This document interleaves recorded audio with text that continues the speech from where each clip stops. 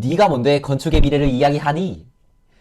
라고 할 수 있겠네요. 안녕하세요. 저는 작은 건축회사에서 일하고 있는 20대 청년입니다. 제가 이 영상을 제작하는 이유는 제 유튜브 채널을 소개하기 위해서인데요. 그냥 갑자기 제 채널을 소개합니다. 막 이러면 아무도 안 볼 것 같아서. 그래서 어떤 이야기를 하면 좋을까 생각하다가 우리나라 건축의 미래, 건축업의 전망, 제가 일하고 있는 거에 대해서 유튜브에 검색을 해봤는데 관련된 영상이 거의 없더라고요. 그래서 이거 내가 한번 영상을 찍게 되었습니다. 제가 오늘 하려는 이야기는 건축 디자인, 건축 설계 이런 이야기가 아니라 흔히 노가다라고 불리고 있는 현장직에 대한 이야기인데요. 노가다는 나쁜 말이니 기술직이라고 불러야겠죠. 요즘 현장에서는 젊은 인력이 부족하다, 일할 사람이 없다 이런 말을 많이 들어봤을 텐데요. 그럼 우리나라 기술직이 2030 젊은 세대의 선택을 받지 못한 이유에 대해 한번 이야기해 봅시다. 첫 번째, 나쁜 인식. 건축 기술직에는 여러분들이 흔히 알고 있는 목수, 타일, 도배, 잡철, 기타 등등등등 분야가 정말 많습니다. 제가 현장에서 약 3년 정도 다양하게 일했던 경험을 바탕으로 한번 이야기를 해볼게요. 현장에 나간 지 얼마 안 됐을 때였어요. 어떤 아저씨가 저한테 오시더니 알바 왔어? 이렇게 물으시더라고요. 그래서 저는 아니요, 저는 여기 일하는 직원입니다 라고 대답했더니 아이고 멀쩡하게 생겨가지고 왜 이런 일을 하냐, 다른 거 할 거 넘쳐날 텐데 라고 하시더라고요. 뭐라 할 말이 없더라고요. 저는 여기서 멋진 기술 배우고 멋진 일을 한다고 생각을 했는데 마치 할 거 없는 사람들 모여서 막노동 한다는 식으로 이야기를 하시니까 제가 그 일을 겪은 후에 유튜브에 용접사라고 검색을 해봤거든요. 그 영상에 댓글을 보니까 사람들이 막 싸우고 있더라고요. 솔직히 배운 거 없어서 용접하는 거 아니냐부터 해가지고 할 거 다 해보고 망했을 때 시작해도 늦지 않다 이런 얘기도 있고, 반대로 어떤 분은 외국에서는 이미 용접사들 목수들 대접받는다, 모셔간다 이렇게 얘기하는데 거기다 대고 또 그럼 네가 외국 가든지 그런 댓글이 달리더라고요. 현대 시대야말로 무한의 경쟁 시대라고 하잖아요. 저희는 학교 다닐 때부터 치열한 경쟁에 익숙해져 있어요. 공부뿐만 아니라 예체능이나 자기가 노력한 모든 분야에 대해서 노력한 만큼 인정받기를 원하죠. 그만큼 저는 직업에 귀천이 없다고 생각하거든요. 근데 유독 제가 하는 일에 관해서는 커서 공부 안 하면 저렇게 된다, 인생 하직한 사람들이다 라고 무시하고 조롱을 하는데 누가 하겠어요? 안 하지. 두 번째, 위험하다.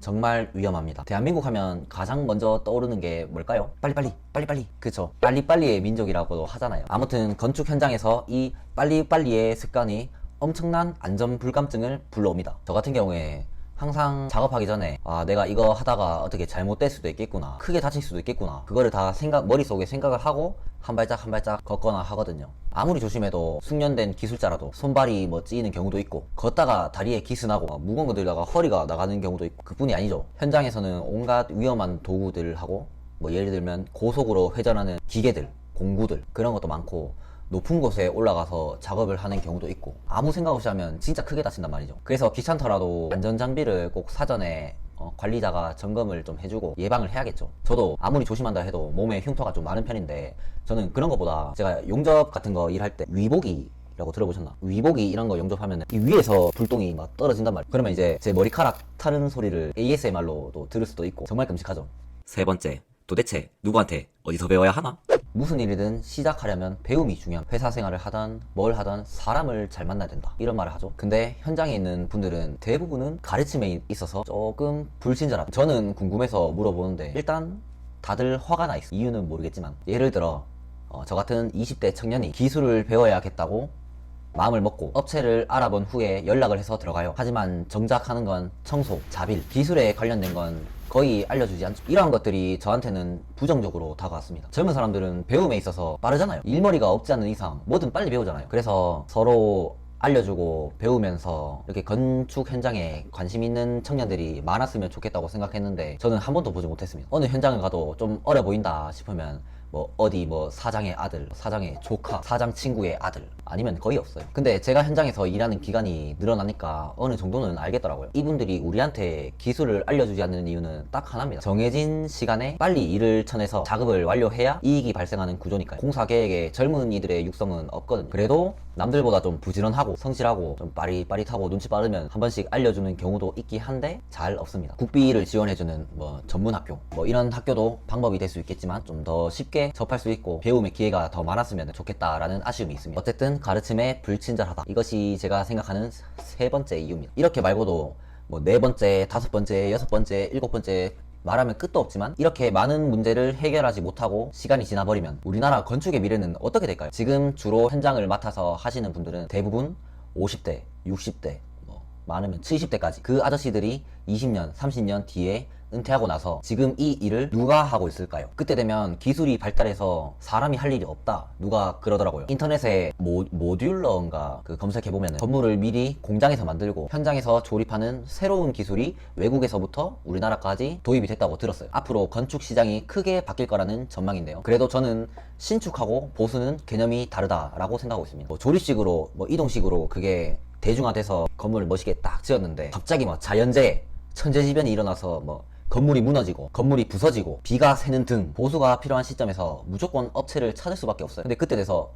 우리 집 좀 고쳐주세요 하고 전화했는데 전화 받는 사람이 우리나라 사람이 아니란 말이에요. 지금도 제가 듣기로는 목수, 뭐 타일이라든지 뭐 이런 일은 그래도 젊은 사람들 많이 해요. 근데 특히 토목, 외장 목수, 미장 뭐 이런 힘든 일들 있잖아요. 철골 그런 거는 이미 10년 전부터 외국인들이 뭐 시장을 점령했다 뭐 이런 말도 들었었고 많이 변화해야 된다고 생각합니다. 요즘 젊은 사람들 쉬운 것만 찾아서 한다, 나태하다, 성실하지 못하다 이럴 게 아니라 우리가 쉽게 일을 할 수 있도록 쉽게 재미를 붙일 수 있도록 환경을 그렇게 만들어줘야 된다고 저는 생각합니다. 제가 부정적인 말만 했다고 해서 이 일을 절대 추천하지 않는 건 아닙니다. 저는 이 일을 할 때 가슴이 뛰며 정말 가치가 있는 일이라고 생각합니다. 성실하게 꾸준히만 한다면요. 영상 초반에 제 채널을 소개하기 위한 영상이라고 말씀을 드렸는데 저는 만들어내는 걸 좋아합니다. 잘라서 붙이고 색칠하고 하고 있으면 시간 가는지도 몰라요. 저는 앞으로 레시공방이라는 유튜브 채널로 인사를 드릴 거고 제가 현장에서 갈고 닦은 기술로 멋진 작품을 만들어 나가는 영상을 보여드릴 겁니다. 제가 이 유튜브 채널을 성공시켜서 현장일 하던 사람도 이 기술을 잘 써먹는구나, 멋진 기술이구나, 제가 20대에 투자했던 현장에서의 시간이 단순히 돈을 버는 것 뿐만 아니라 비전이 있었으며 가치 있는 시간이었다는 걸 보여드리고 싶습니다. 이것이 저의 자아 실현이라고 할 수 있겠죠. 저도 아직 많이 부족하기 때문에 정말 많이 노력할 겁니다. 영상도 지금 열심히 찍고 있고요. 영상을 재밌게 보셨거나 다음 영상이 궁금하시다면 제 채널을 구독해주세요. 좋은 영상으로 보답하겠습니다. 그럼 여러분, 조떼꾸알.